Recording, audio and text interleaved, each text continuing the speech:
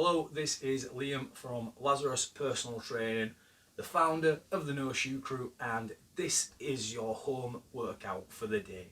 Now, this is all body weight, and what I'm trying to do with this is cover as many people as possible, so I'll try and scale it the best that I can. Now, what you will find with home workouts is, for the most part, it'll be like 40 seconds on, 20 seconds off, star jumps, burpees, some ridiculous movements that you wouldn't do on a regular basis. What I want to try and do with these workouts is show you that you can create a workout at home that is very similar to the workout that you might do at the gym if we're looking to improve our strength, if we're looking to improve our posture, if we're looking to be in better positions on a regular basis, and if we're looking to just generally improve our fitness levels. So with that, this is all body weight today. There's going to be a lot of thinking about what movements that we're doing, and the way that I'm going to run these sessions is that I'm going to show you the movements in a block. I'm going to demonstrate them, give you plenty of cues for it, and then I'm going to let you pause the video.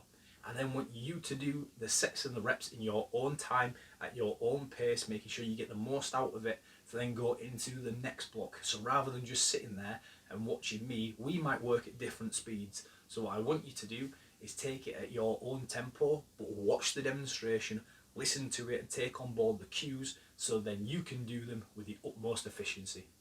And to begin with, what I do in the beginning of every session is a warm-up. Warm-ups are incredibly important to make sure the body's moving correctly and that we're feeling good. Now with that, usually people have either a dedicated warm-up for themselves if they struggle with certain mobility points, or a dedicated warm-up into that session that is pretty much catered towards them. Because this is the first time that we're doing it, and also I'm covering a lot of people here, I'm just going to give you one movement that I think covers quite a lot of things before then going into more specifics as we go down the line with this.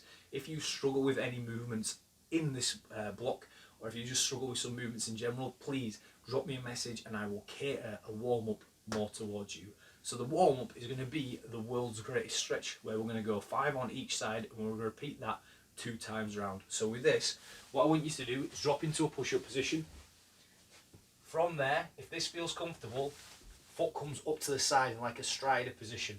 You can drop your knee down if you need to alleviate some tension, or you can take that foot back a little bit, wherever feels most comfortable and wherever you can stay stable.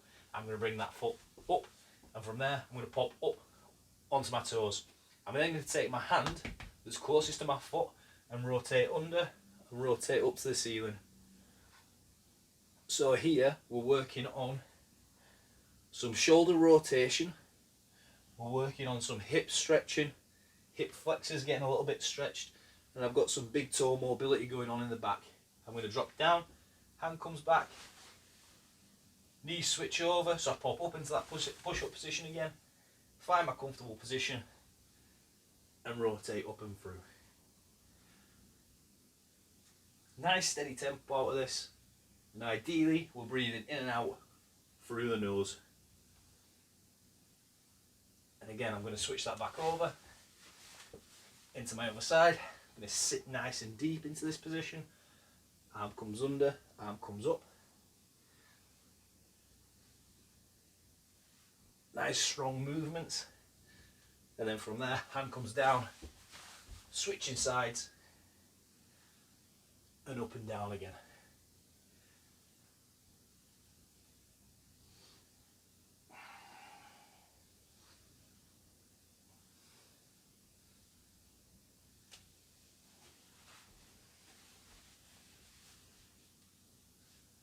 First block of movements, we have 3 back-to-back.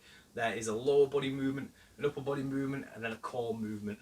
Our lower body movement, our A1, is a hip hinge with tension and tempo for 12 reps, and this is 3 sets of everything.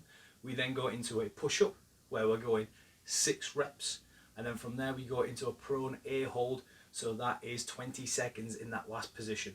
So to begin with, the hip hinge with tension and tempo, what I want you to do is plant your feet so they are directly under your hips, they are gripped into the ground. From there, thighs have a bit of tension, bum has a bit of tension, the core's braced, and the shoulders are rolled back and down. We are stood up to attention. From there, as if you're trying to close a car door with your bum, your hips are going to go backwards, arms are going to come down to your knees, to then return back to that top point, squeezing the bum up at the top. So why I say tension and tempo is we're going to go 3 seconds on the way down, 1, 2, 3, 3 seconds on the way back up again, 2, 3, and I want you thinking about the tension that you're creating. So I want you to try and rip the ground apart with your feet. I want your knees driving out slightly. Thighs should be tight. Bum should be really squeezing as we stand up to the top point, like you're trying to crush a walnut. Cores are always tight and braced. So you want to think, if someone's about to punch you in your gut, you're bracing in as if someone's about to jab you. Shoulders are rolled back and down, but they're tight and squeezing too. My head's in a good alignment. So I'm creating loads and loads of tension. From a side point, just so you can see this at a bit of a different angle, from here, my back stays in one neutral spot. We should feel this is a stretch coming out of the hamstring. Glutes should be squeezing up at the top. Core should be tight. 12 reps. From there we go into a push-up position. So starting from the ground, you're going to get your hands under your shoulders as if you're about to push someone. Your elbows are going to stay quite tight in. Core's going to be tight. Thighs, glutes are going to be tight. Toes are going to be driven into the ground. Start from the floor. So just lay down. Hands come under the shoulders. Toes are turned under. Everything's tight and squeezing. There's a big push up to then slowly come back down again. Big push up. Now, if you struggle with a push-up position, and a lot of people do, we can make that slightly easier. But rather than just going straight from the knees, I want us to work on that full body alignment and keeping that core as tight as possible. So what we're going to do is, if we start from the floor and you need the help with it, from here, heels come up towards the bum, we push, toes come down, we pop up. Then we slowly come down, right to the floor. Toes come up.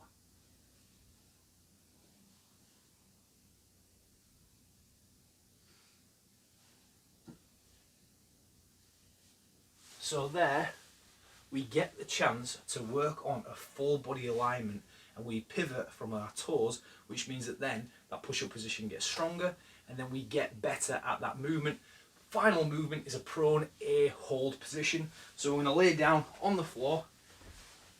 From here, fingertips are going to pull down towards the heels, shoulder blades are going to pinch back, body slightly up off the ground, and we're going to hold and squeeze this for 20 seconds. So in that position there, my shoulder blades are pinching back, my fingertips are pulling down, squeezing my shoulder blades. So we get the lower trap area firing up and lighting up, so then we get some squeezing into there, and we just counteract that push position that we've just done. So 3 rounds, hinge for 12 reps, push up for 6 reps, and then the prone A position for 20 seconds.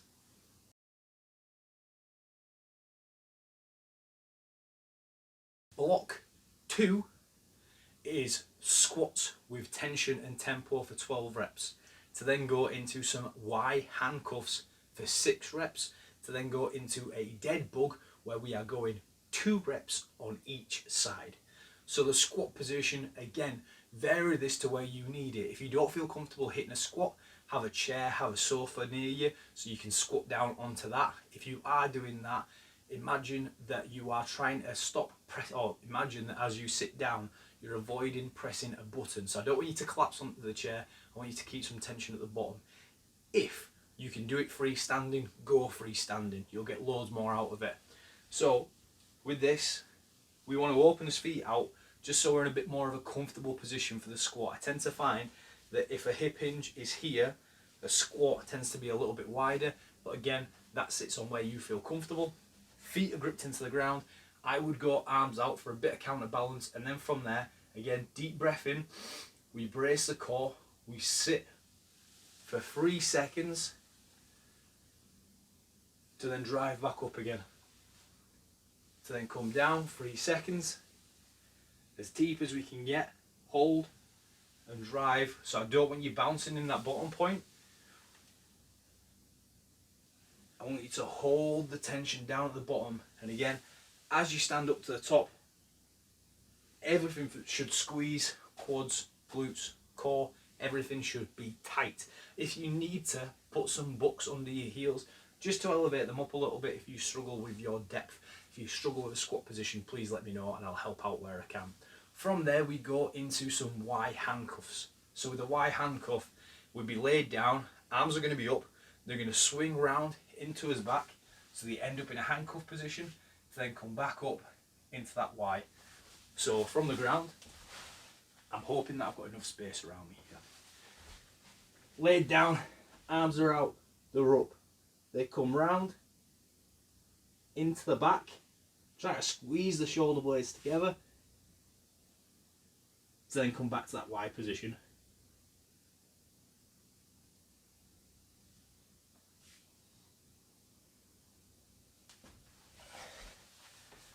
Six reps, as slow and as controlled as you can take it. I guarantee you will come out of that and go, "Ooh, wow, not felt those muscles light up in a while."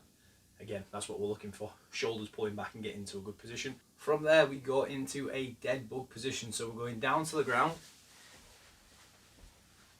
Knees are coming up, toes are pointed towards the knees, arms are straight up in the air, and I want you to tuck your shoulder blades under just slightly. We're going to take a big deep breath into the belly, hold and brace, and then from there, opposite arm, opposite leg, slowly going to extend overhead to come back up again, and breathe out. Breathe in.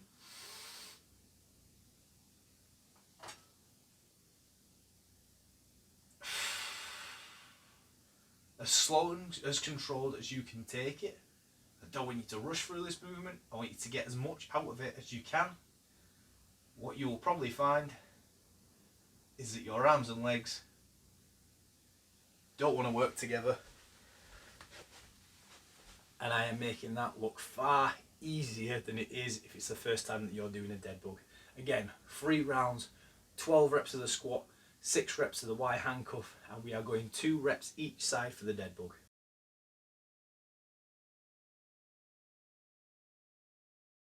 From there, the final bit that we're going into are C movements. We've got 2 back to back. We've got a ground to overhead touch, and then we go into some mountain climbers after that. We go 30 seconds on each side from the ground to overhead, to then go into 20 total reps, so it'd be 10 each side with the mountain climbers. For the ground to overhead, all I want you doing is in that squat position. Now we're going to pick the tempo up and we're going to go a little bit faster. We're going to touch the ground to go overhead without stopping. We're going to go 30 seconds of that. So have a timer going, have your phone by you, have the clock out so you can see it. Just make sure you do 30 seconds. To show you this from a side point of view, what I'm doing is trying to keep this hand as close to my body as possible. So I'm going to flow back and forth out of that movement as quick as you can. 30 seconds will feel like forever. And then from there, that mountain climber position, back into a push-up position. We're making sure that the shoulder is over the elbow, over the wrist, and then slow and controlled, we pull the knee up to the chest, and then back down to that start point again. Really focusing on the crunch of the abdomen and really eking as much as possible out of that. You will see mountain climbers where people are kicking their legs as quickly as possible. For the heart rate and breathing rate, absolutely fine. But for the core and the abdomen, go slow, go controlled, get as much as you can out of that movement. It's also going to help you improve your shoulder strength too.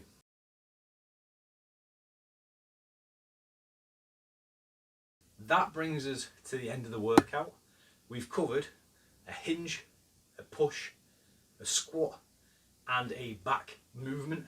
We've also worked the core in there. This should sit very similar to a gym workout. Again, just because we're working at home doesn't mean that we have to sacrifice as strength, as posture work, as rehabilitation work. Doesn't mean that we have to sacrifice our general fitness. It doesn't mean that we have to do burpees and star jumps. I hope you found this video helpful. If you've got any questions or you've found that you struggled with something, please drop me a message and I will help out where I can, and I will see you next time.